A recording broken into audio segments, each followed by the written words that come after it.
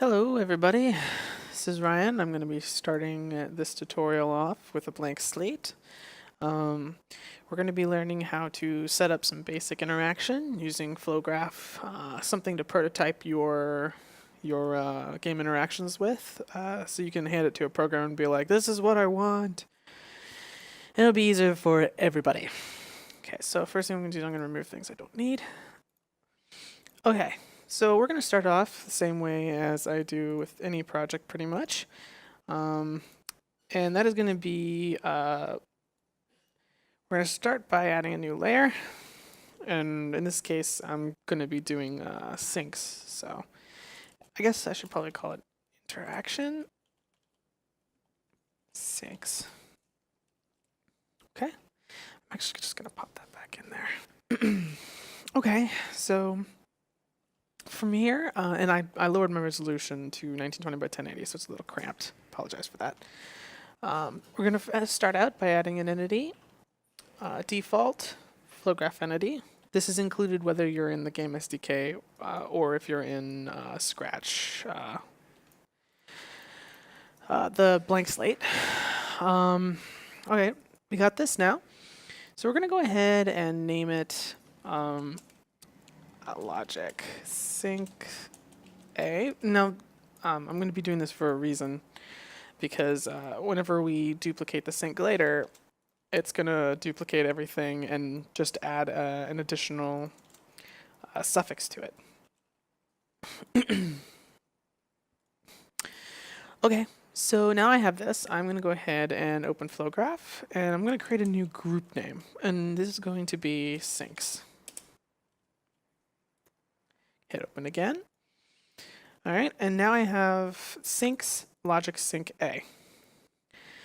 And I'm going to start by bringing our asset out. I'm going to include these assets that I'm using here in a download link in the video. All right, so we're just going to place this roughly correct height.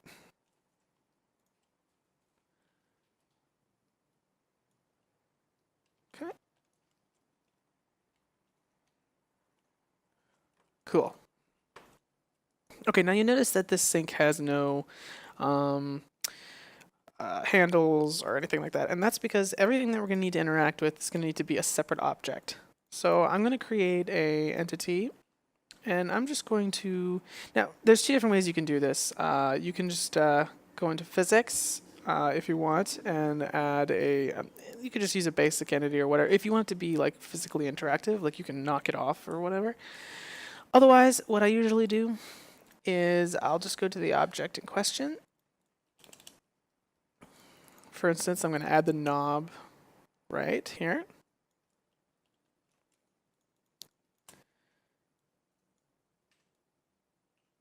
And I need it to be addable in here, so you'll notice that if I right-click and hit add, it doesn't get added. This is because this is not an entity, it's a brush.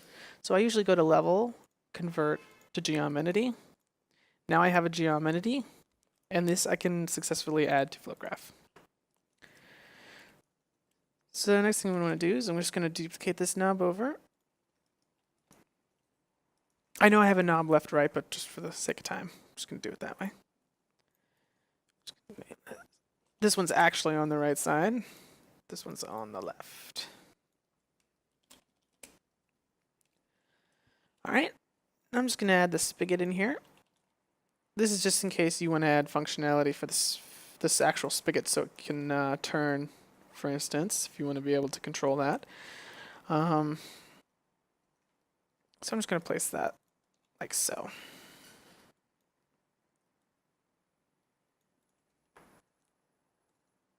Just going to get my interface sized up here how I want it. Okay. All right, so now that we have the basics set up, I'm actually going to start setting up the logic. Now, we're going to need a few things. One of them is going to be a start node, as always. I like to always put one in there to start with. And we're going to need a timer because we're going to be sampling every certain amount of time. And we're going to need a raycast. And this is going to be a raycast camera node. We're going to need some ini. And we're going to need a set number. So we're just going to set up our base raycasting system.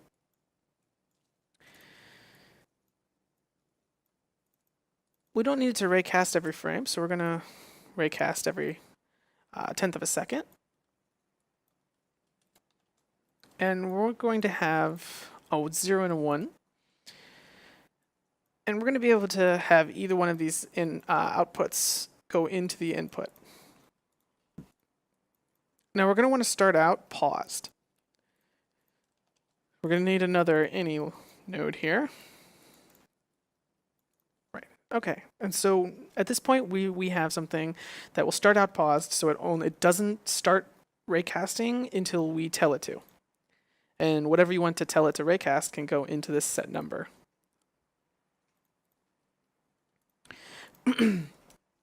Okay, now what I want to do is I want to be able to walk up to it. And whenever I look at the knob, I want it to tell me that I can use it. And I want to be able to left click on it. Or, you know, I'm going to use left click, but you can use E, F, whatever you set it up to be.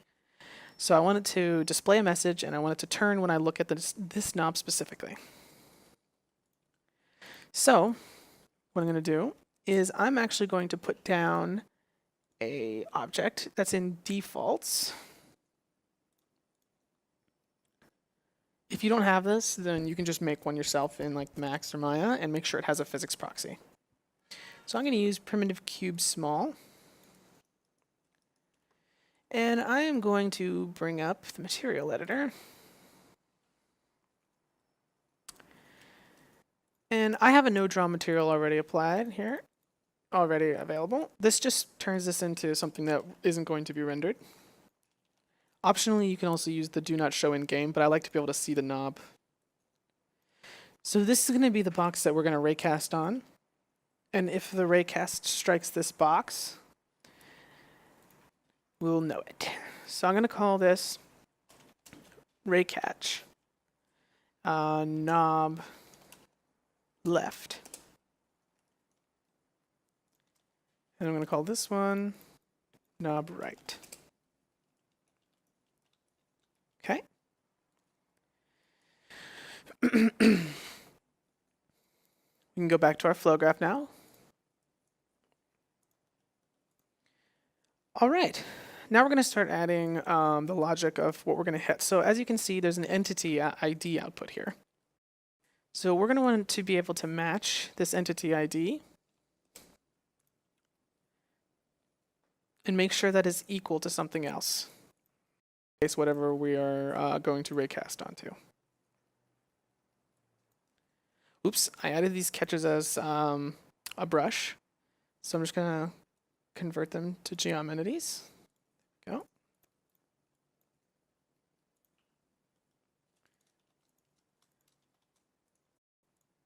So I'm just using the right-click assignment, assign selected entity.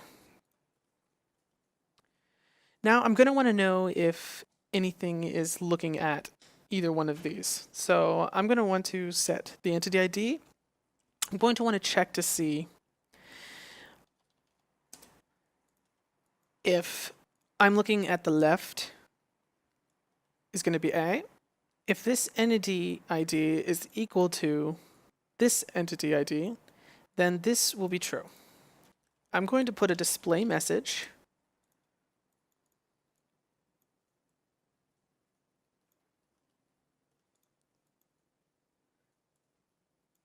And I'm just going to verify that this is going to work.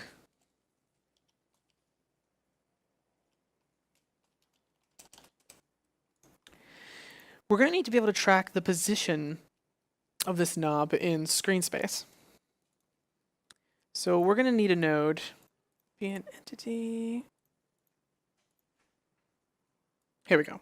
Okay, so we're going to want to search for entity screen position, which outputs this, well, the screen position of that entity at that given time. So our entity is going to be the array catcher knob left in this case, because we're just going to test here. And we're going to output the pixel position X and pixel position Y into their respective components.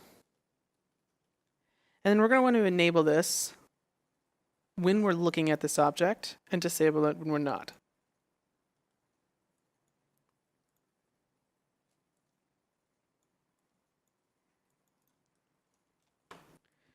Now, if we jump in game,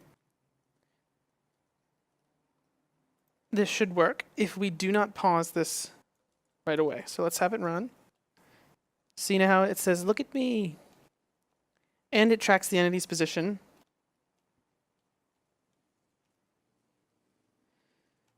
Now we're going to want to be able to limit the distance at which this effect happens for this particular interaction.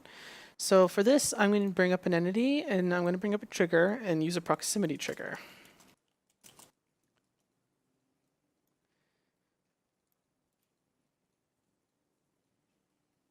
We're going to want its size to be 2 by 2 by 5. Let's make it 2 by 4. So when you're standing within this area, it'll show up. All right, and I'm going to want to set this to only player, and this will become obvious later. Okay, so here's my trigger. I've just right-clicked and I've added it. We're going to do another math operation. So we're going to go ahead and borrow this math equal check node. And we're going to say we want the number of entities inside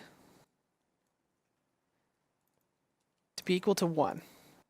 This just tells us that we are inside or outside of that particular place.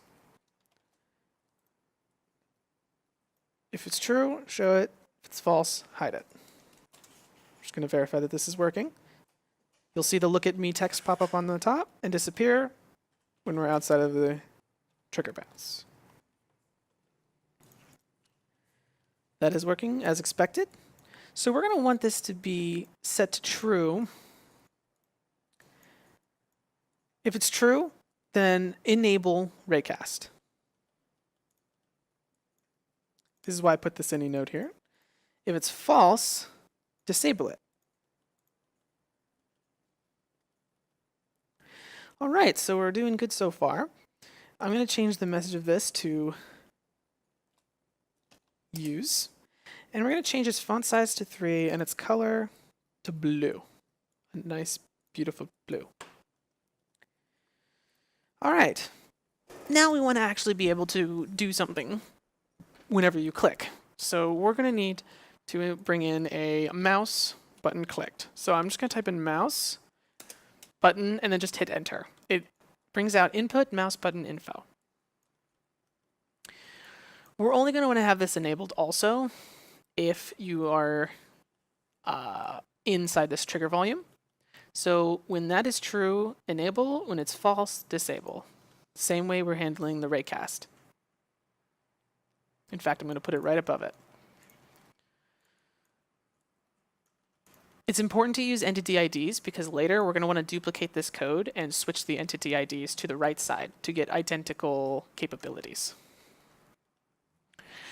Okay, so now we have our sensing system that tells us what we're looking at.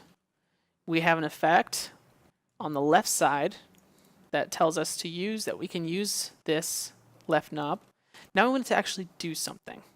In order to tell that, we're going to need to be able to know if the user is inside the volume and they have clicked a particular button. So I'm going to do this equal check again. I'm going to say mouse button pressed, and by the way, don't forget to enable mouse button, otherwise there won't be any input. And I'm going to say if this mouse button is equal to 1, which is the left mouse button, if you want other mouse buttons like right mouse button or middle mouse button, right mouse button is number 2, equal to 2, and the middle mouse button is equal to 3. And you can of course get the output of the scroll wheel if you so desire. So when I click, I'm going to check to see what button I clicked. If I clicked the left mouse button, this will trigger.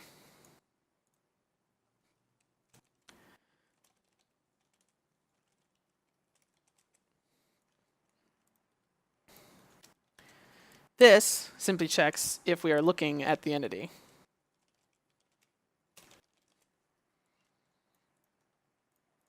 I'm going to be more specific.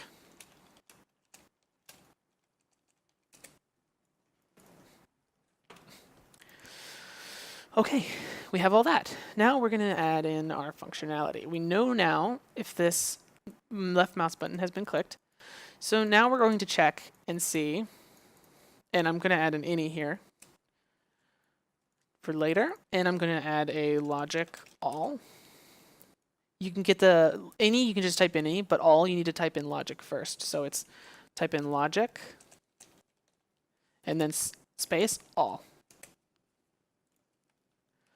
Okay, now I'm going to want to know if this is true, if I am in the actual proximity, if I'm in proximity of this, so it's therefore it is usable. So I'm going to go ahead and drag that to here. If I'm in and I am looking at, then I will put a gate here.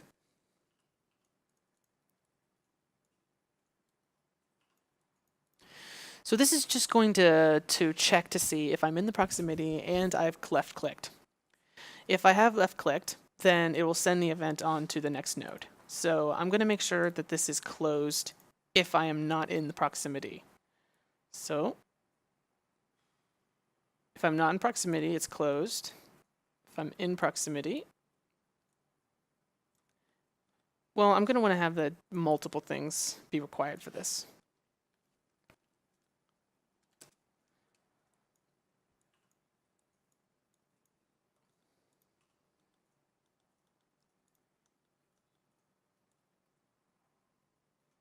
If I'm not in proximity and I'm not looking at the knob, then this will be closed.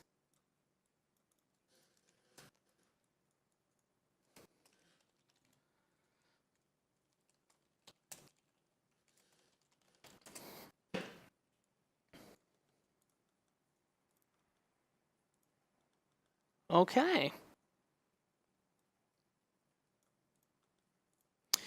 And if I click the left mouse button, it needs to go into all as well. And we need to have this reset. So what I always do is I just set the timer to reset this node every 1/10 of a second along with the raycast.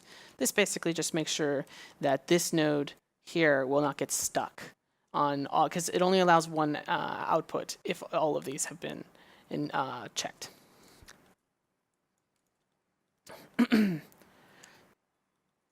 So I'm going to want to have this open if looking at the knob.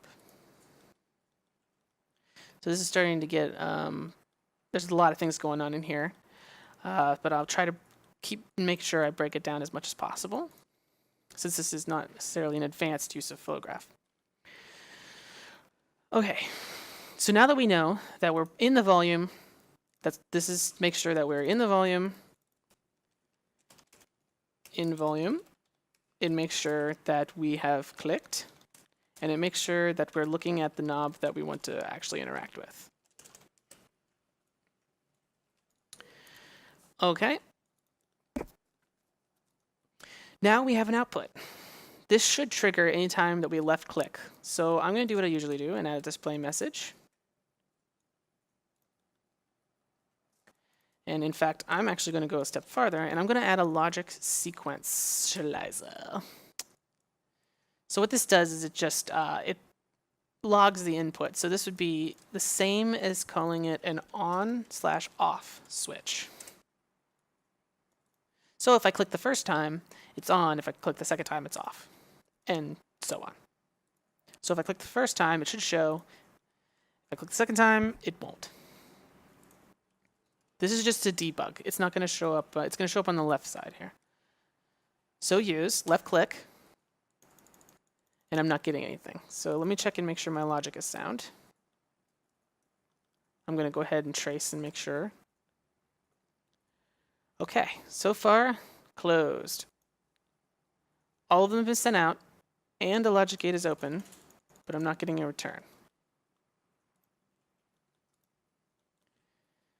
So it's probably the fact that it's coming into the logic gate and it's, oh, no, actually it looks like it's not coming out of the logic all. Should be, unless something is not.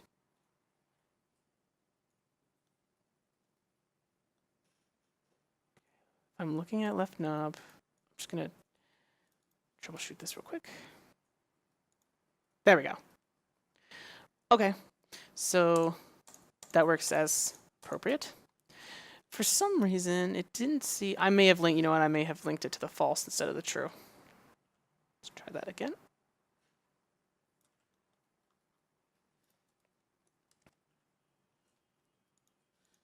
No? All right, so for whatever reason, that's just keeping this from working. But I don't actually need that one necessarily, because I can simply just track to see if I'm looking at and if I clicked, and the rest of this will work just fine. So it's not really a problem. It's just a little cleanliness that I'm a little sad that isn't going to work right, but that's okay.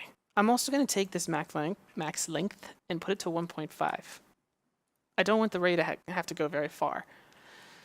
If I recall, and actually I can go ahead and put this back since I have the logic now to trigger that. The longer the ray is, the more expensive it is. So keep it short.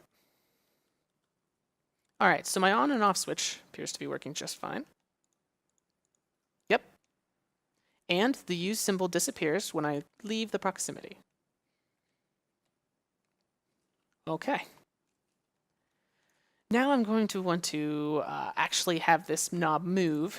You can create a anim object and use an animation, but personally for prototyping, I just find it simpler to do it all in here. So I'm going to actually create a movement node that's called movement rotate entity.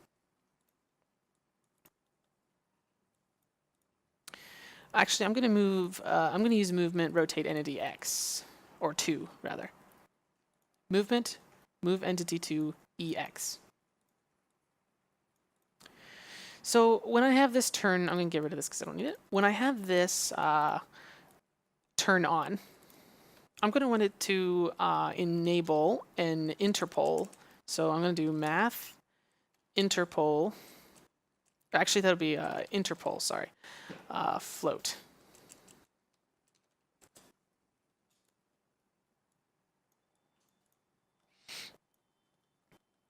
I'm going to want the value to start at 0 and I guess increase as it goes along. So the end value is going to be, well, you know, I'm going to want it to start moving at a certain speed. So I'm going to do 0.5 as a start value. And the end value can be, let's try 50. In a span of 1 second, it'll go from 0.5 to 50. So just in case I want to expand on this, I'm going to use an any node and tell it that this value can go into this node. And I'm going to say the destination is going to be 90 degrees on the z-axis with a coordinate system of local. Now, there's something you should know about this, and that is depending on the orientation of your actual knob, so you're going to need to go to your properties and check its rotation. It's going to go to positive 70 rotation since you're in local. Or in this case, positive 90 degrees. So I'm going to have it do that, and it's going to change the speed value. And I'm going to want to assign my knob here. And I'm going to need to actually add these as entity IDs. So you'll notice knob left. I'm going to want to keep these together. Here's the actual knob, and this is the ray catcher that I put down. This ID needs to be connected. Not used to such a small area. To the rotate entity to X. No, that way it knows what entity to actually, do it. So I want this to start the second that this is triggered. So let's just go ahead and check and see if this is working. Yep, it's working. But you notice it's a little slow.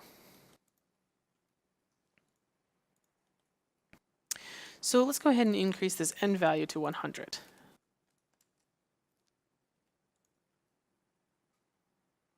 That's pretty good. I like that. Has a pretty nice natural movement. Okay. So you'll notice that when I left click again, it rotates it the same way. This is because I don't have a second output of the sequentializer, so it's just going to output to the first one every time.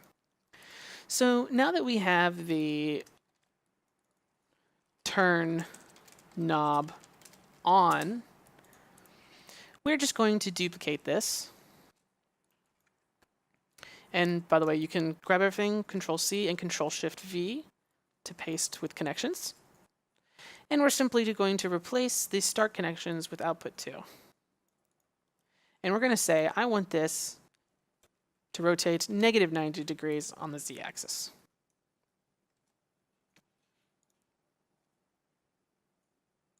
And you'll see now it turns on and off as expected. And it doesn't, you can't interact with it unless you're within a certain range. I'm clicking right now. It's not working. But when I move in, it starts working again, and this will work as many times as you want it to. All right, awesome. We have a knob that turns on and off. So now let's go into adding some effects to this. So I have a particle already set up for this. I'll probably do some tutorials later on setting up particles. So I'm going to go into my libs, particles, water, sinks, water faucet.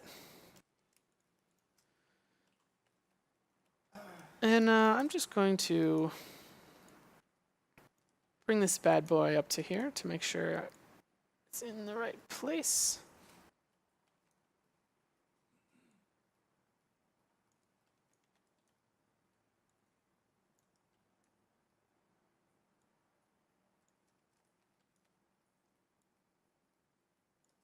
Close enough for jazz.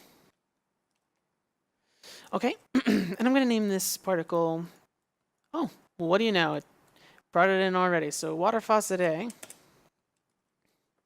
And we're going to default this to not active. So it's turned off by default.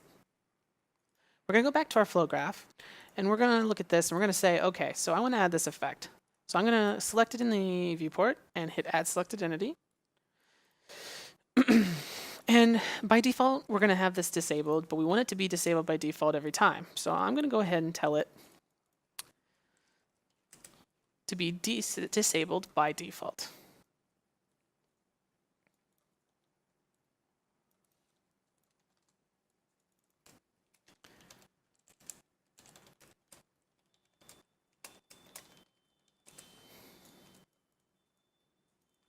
Okay. Now we're going to want to enable this just slightly after this animation starts. So let's go ahead and put a delay in here. And we're going to say after this starts, let's delay 0.45 seconds. And then we'll go ahead and spawn this effect. Well, we'll need to enable and spawn it.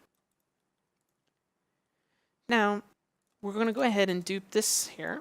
And we're going to say after the turn knob off, it starts, same delay period. We're going to go ahead and we're going to kill that particle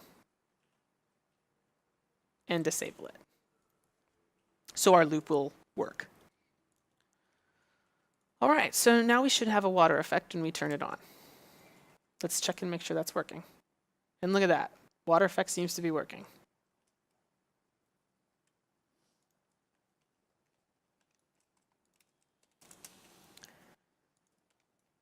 I'm going to go ahead and rename this proximity trigger to sync A.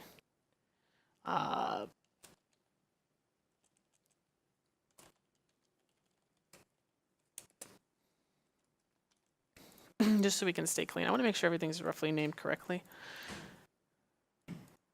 Sync A. And this will become important later. I'll show you why. Okay, so our effect is working now.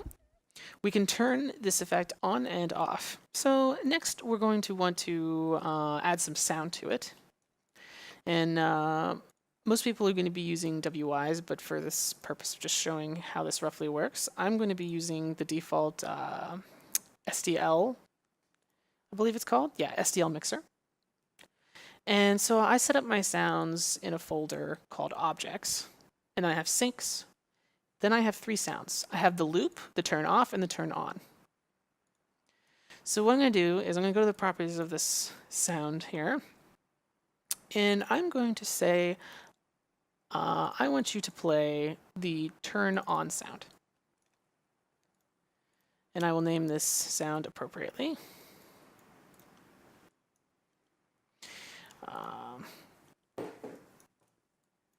So I'm going to have the sound like so. Sink a faucet, turn on.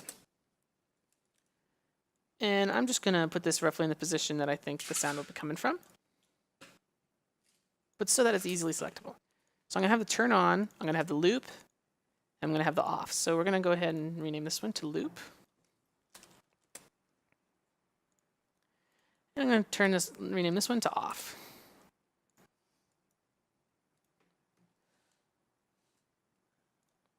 Don't forget to change your trigger to the appropriate trigger for your audio system.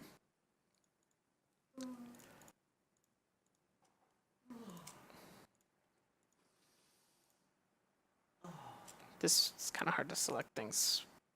There we go.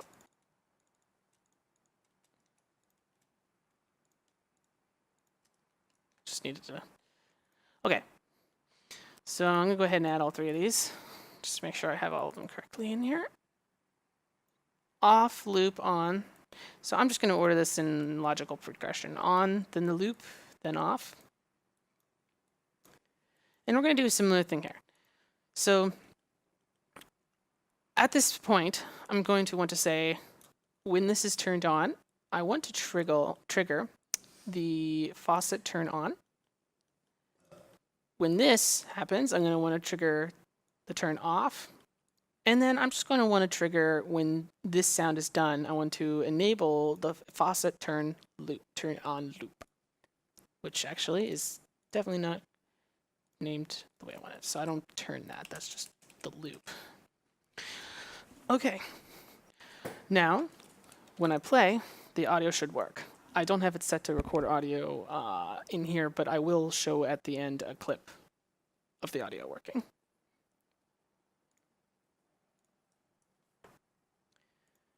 For now, we can just do a quick test here with debugging enabled to make sure that the audio is being triggered.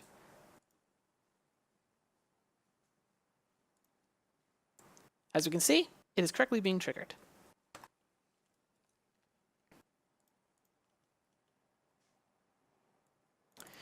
Okay, so now you've already made everything you need to build a working sync.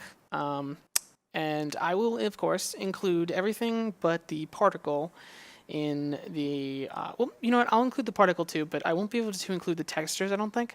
So you'll have to bring your own textures in there for the particle, but that should be pretty straightforward if you know anything about the particle system. You'll basically just have to go in here and go to the appearance material, and you'll just need to put your own stuff in here where I have mine. So I'm using the ripple.dds for this, and water splash for the component 01. I should have named these. Don't be like me. Now you're probably wondering, now how do I get the other one to be usable? Well, you can save quite a bit of time by reusing code, or in this case, Flowgraph. So I'm actually going to maximize this. Oops. Out of one into the other. Okay. So I know that I need the, so here's the thing. For what you want to do, I don't know if you want to have water, like the hot water turn on, but not the cold water, or if you need both to work. But I'm just going to assume that the power is off wherever you're doing this, and only the cold water works. So I'm going to go ahead and duplicate everything that is part of this particular effect. So that's turn knob on, turn knob off. That's should be all you need for this particular part. And I'm going to go ahead and disconnect any of these so I don't get confused.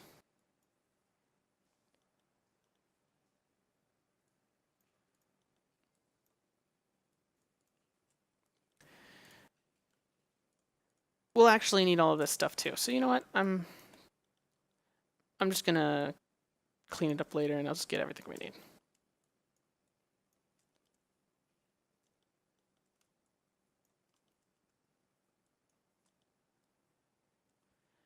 All right, that should be everything. So I'm gonna just Control-Shift-Click down in here. And this is gonna be our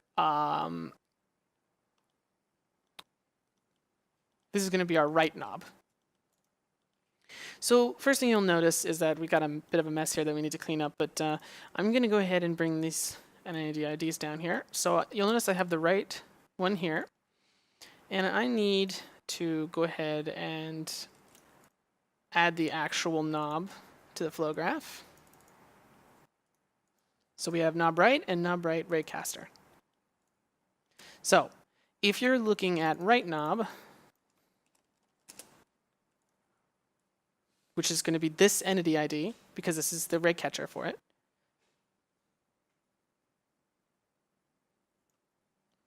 There we go. Just going to verify that's the right one. Yep, top one. So if looking at the knob right, then true, everything carries through as before. And you'll notice that because we use this entity ID in here, we'll be able to reuse this one in the same exact places that we would have before. So I'm just going to connect all of these to the appropriate IDs. And I'm just going to select these two to make sure I don't have any remaining connections. Any remaining connections between the two will be in blue, as you can see. So I have no more connections to these old nodes. So I'm using the same node up here, clicked, left mouse button, to do the exact same thing as I was before. Only now, the only difference is I am looking at the right side one. Just gonna do a quick check. I don't want any of these to happen because I only want one of these to work. So I'm gonna clean this up. So this one will not turn on water if you turn it. So let's go ahead and test and see if everything is working as expected. As you can see, I can look at the right one and it seems to be working.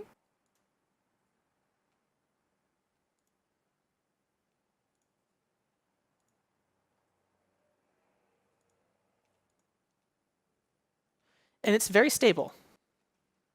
You'll notice that it seems to work regardless of what we do. This is exactly what you want.